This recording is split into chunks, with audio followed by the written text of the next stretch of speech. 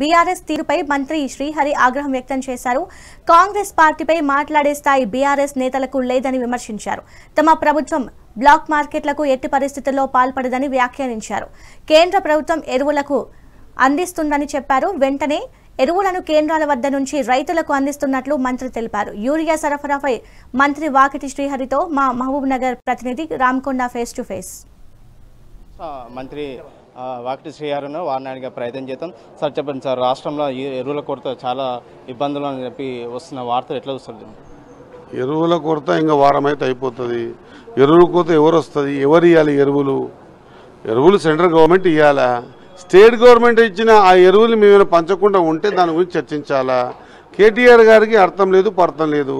ఆయన కావాల్సి central government మీద కొటేషన్ ఇవ్వండి, లేకపోతే దాని మీద ప్రెస్ మీట్ పెట్టి చెప్పండి.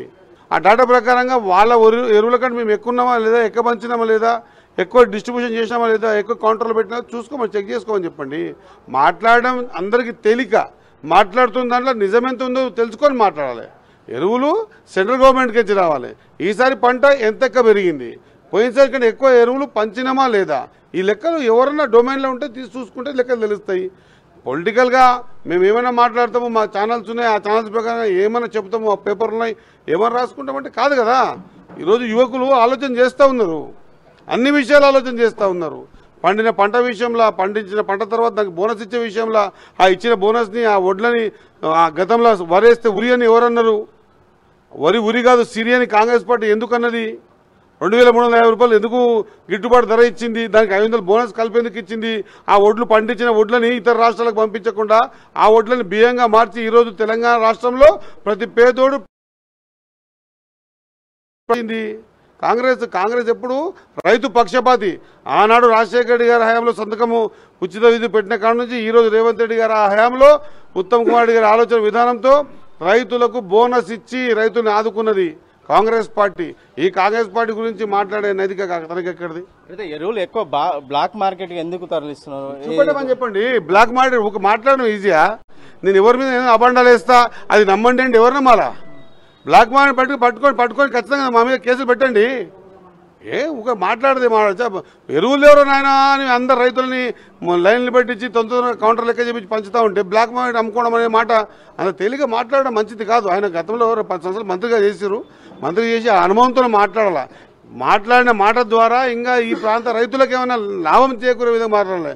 రైతులకు అంతా తెలుసు ఎవరు ఎరువులు గతంలో అమ్ముకున్నారు, ఎవరు అన్ని ఏవేవి అమ్ముకున్నారు అన్ని బయటికి తీస్తాం టైం వచ్చినప్పుడు. కానీ ఇట్లా ఎటుపడితే ఇట్లా మాట్లాడడం కరెక్ట్ కాదని తెలియజేస్తాం. ఇంకా పాలమూరు జిల్లాలో కూడా 90% పాలమూరు ప్రభుత్వం ఎందుకు 10% పూర్తి చేయలేకపోతుంది కేటీఆర్ అంటే? సోదరా, ఇది అది మెగా టీవీ కదా, మెగా 9 టీవీ కదా. నీవు నీ స్టాఫ్తోన నన్ను పిలువు. పాలమూరు రంగారెడ్డి 90% పూర్తయింది కదా. 90% పూర్తయిన పాలమూరు రంగారెడ్డి ద్వారా ఎకరం నీళ్ళని పారించగలిగినరా? పారిందా? దాని నీళ్ళు ఆడకని తెచ్చిపోయాలి. కాలువలు పూర్తయినాయా? కాలువలతో డిస్ట్రిబ్యూషన్ కెనాల్స్ పూర్తయినాయా? నేను అందుకే అంటున్నా కదా, సొంతం పేపర్ ఉంది, సొంతం టీవీ ఛానల్స్ ఉన్నాయి కాబట్టి మేము ఎట్లా పెడితే మాట్లాడతాము. అది వినండి అంటే వినడానికి యువకులు సిద్ధంగా లేరు. మొన్న చిన్నగానే దానికి జవాబు చెప్పారు, రేపు రాబోయే రోజుల్లో పెద్దగానే జవాబు చెప్తారు. ఊగా మాట్లాడడం ఏ బడ్జెట్ ఎలకేషన్ చేసినావు, ఏడకాలం పుట్టించినావు, ఒక చుక్క నీళ్ళు వచ్చి దాని డ్యామ్లు ఎక్కడి నుంచి నింపినావు. అప్పుడు ఆ ఎలక్షన్ మూమెంట్లో ఒక్క పంప చాలు చేసి ఓట్లు వేయించుకున్నట్లు కాదు. ఇప్పుడు ప్రతి ఒక్కరి దగ్గర ఎవరెవరికి ఎంత ఉంది, ఏమైంది, ఎందుకు మా మక్తల్ సంగమండ అండ్ సేమ్ టైం భూత్పూర్ కొంపార్చినావు, 2020లో జీవో తీసుకొచ్చి దాన్ని ఎందుకు బంద్ చేసినావు, ఆ తర్వాత మళ్ళీ మేమేం చేసినాం అని చెప్తాం కదా చర్చకు వచ్చినప్పుడు. ఓకేనా? ఖచ్చితంగా దీని విషయంలో రైతులకు నిక్కచ్చిగా సెంట్రల్ నుంచి వచ్చిన యూరియాను పరిపూర్ణంగా పంచింది. స్టాటిస్టిక్స్ సమాధానం ఉన్నాయి. లేదు మేము తప్పు చేస్తాం అంటున్నాం కదా, ఎక్కడ తప్పు చేసినా చూపిస్తే దానికి కూడా మేము జవాబు చెప్తాం. తప్పు చేసినాం అదే తెలియజేస్తాం. Thank you. రైట్. మొత్తమైనా కూడా రాష్ట్రంలో ఉన్నటువంటి హీరో కొరత ఎక్కడా లేదు. కానీ ఖచ్చితంగా హీరో కొరత లేని అబద్ధాలు సృష్టిస్తున్నాయి ఇక్కడ ప్రతిపక్షాలు. వచ్చిన కేంద్రానికి వెళ్ళిన హీరో ఖచ్చితంగా రైతులకు అందే విధంగా క్యూ లైన్లో నిలబడి హీరోని సప్లై చేసినాం. ఎక్కడ కూడా బ్లాక్ మార్కెట్లో కూడా ఎక్కడ బ్లాక్ దందాలకు పాల్పడలేని పరిస్థితి కనిపిస్తుంది ఈ కాంగ్రెస్ ప్రభుత్వం. ఖచ్చితంగా హీరో ఏదైతే కేంద్రంకి వెళ్ళి వచ్చిన హీరోని ఖచ్చితంగా రైతులకు అందే విధంగా మా ప్రభుత్వం, మా అధికారులు కూడా నిక్షిపతంగా పంపిణీ చేస్తున్నారని చెప్పి రాష్ట్ర మంత్రి వాకిటి శ్రీహరి తెలియజేసిన పరిస్థితి కనిపిస్తుంది. వీడియో జర్నలిస్ట్ శివతో మెగా 9 టీవీ రామకొండ మహబూబ్ నగర్.